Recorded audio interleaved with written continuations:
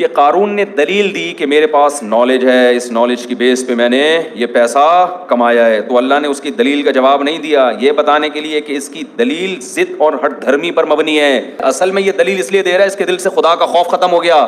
خوف ہوتا تو سوچ کے جواب دیتا, کبھی بھی یہ جواب نہ دیتا. جب آپ پر خوف نہیں ہوتا نا کہ میں جو منہ سے بولوں گا اس کا مجھے حساب دینا ہے, تو جو اول فول بکنا چاہے انسان وہ بک دیتا ہے. دیکھو نا باپ کے سامنے لوگ کیسی زبان چلا رہے ہوتے ہیں. ہمارے والد صاحب نے ایک واقعہ سنا, ایک لبرل فیملی کا, گھر میں والدہ کو سنا رہے تھے, ہم نے بھی سن لیا. انہوں نے بتایا کہ میرے کوئی دوست ہے, وہ روتا ہوا آفس آیا. کیا ہوا بھائی؟ کہ یار میرے بیٹے نے مجھے تھپڑ مارا ہے. رو رہا تھا وہ باپ. کیوں مارا ہے؟ کہہ رہے پتہ نہیں پیسے مانگ رہا تھا, کیا کر رہا تھا, مجھے پورا واقعہ یاد نہیں, بدتمیزی کر رہا تھا. تو میں نے کہا کہ بھائی میں تمہارا باپ ہوں, تم ایسے بدتمیزی کیوں کر رہے ہو؟ تو لاجک کا جواب دیکھیں کہ میں نے تو نہیں کہا تھا کہ آپ میرے باپ بنے, یہ تو آپ نے شادی اپنی خوشی کے لیے کی تھی, نتیجے میں پیدا ہو گیا. اب ان دلیلوں کا جواب دلائل سے دیا جائے گا؟ بولو نا. اور یہ ہمارا میڈیا آج بدتمیز اولاد کو بنا رہا ہے.